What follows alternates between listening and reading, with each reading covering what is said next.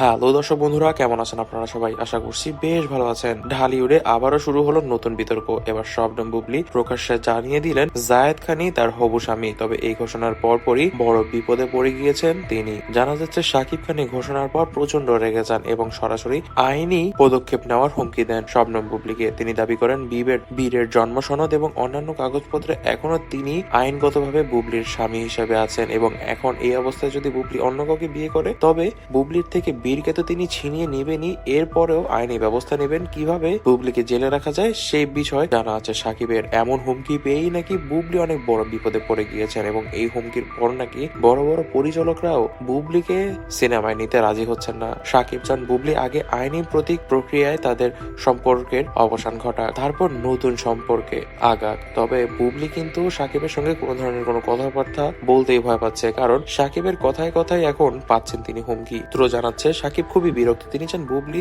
এখনই এই ঘোষণা প্রত্যাহার করুক, অর্থাৎ তিনি কিন্তু কোনোভাবেই এখন চাইছেন না যে জায়েদকে বিয়ে করুক শবনম বুবলি এবং এই জন্যই সকল ধরনের বাধা বিপত্তি তিনি দিয়েই যাচ্ছেন। তিনি আইনি পরামর্শ নিচ্ছেন এবং বলছেন যদি বুবলি কোনো মিথ্যা তথ্য দিয়ে থাকেন তবে তিনি কোর্টে যাবেন। এটা কি সাকিবের জন্য অপমানজনক বলে মনে হচ্ছে?